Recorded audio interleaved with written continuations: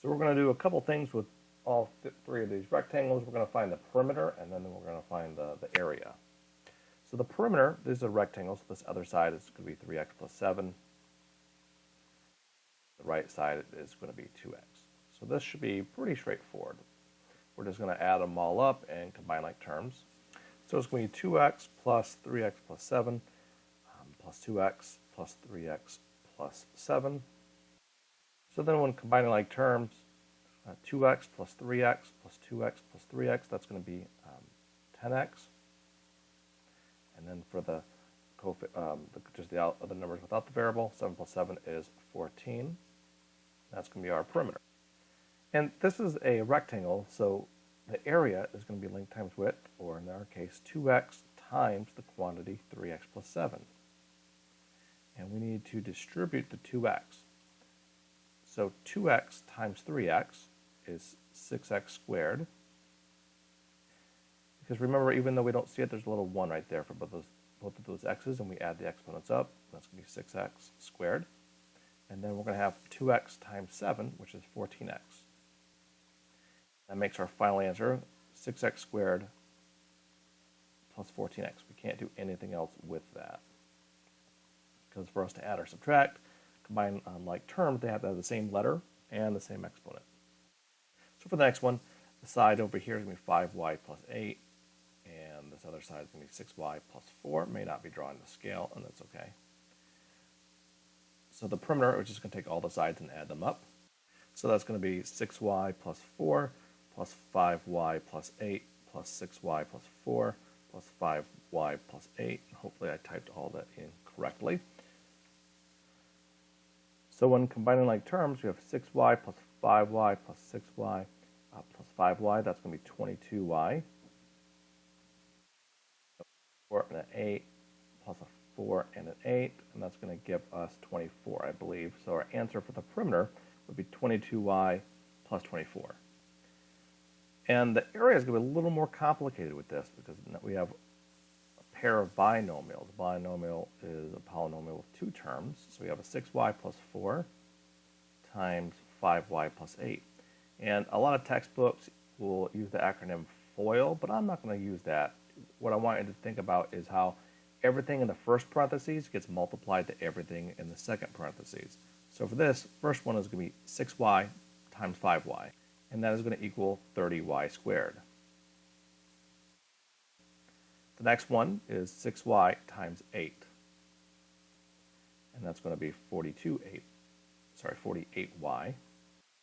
And the next one is going to be 4 times 5y, which is going to be 20y.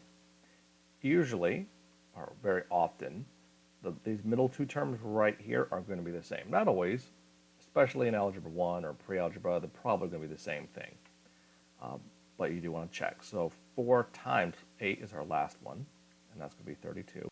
And now we see what we can combine. The 30y squared is just 30y squared. There's nothing else to do with that except for rewrite it. As I mentioned, these two terms in the middle will go together. 48y and a positive 20y will add up to make 68y. And then finally we just have that 32, so we'll put a plus 32. And this will be our answer. 30y squared plus 68y plus 32. And we're going to see one more example. So this other side is going to be 4m plus 3, and this is not necessarily drawn to scale. And the other side would be 8m minus 10. So to do the perimeter, and of course you could have done P equals 2L plus 2W. That'd be totally fine as well. But we're going to have 8m minus 10 plus 4m plus 3 plus 8m minus 10 plus 4m plus 3.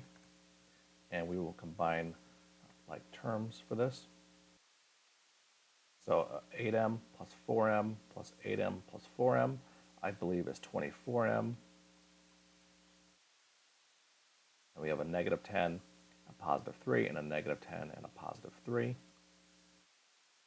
That's going to be a negative 14, so I believe this is going to be the perimeter unless I made a computational error. And then to find the area, we need to multiply them. And we've got to be really careful with the negatives because it's very easy to make a mistake. So we're going to have 8m minus 10, and we do want to put these in parentheses, times the quantity 4m plus 3. Like the last question, we want to make sure that everything in the first parentheses gets multiplied to everything in the second parentheses. So we're going to have 8m times 4m, which is 32m squared. Then we're going to have 8m times a positive 3, which is 24m. And now we have a negative 10 times a positive 4m. So negative 10 times positive 4m is going to be a negative 40m. And lastly, we have a negative 10 times a positive 3, which is negative 30.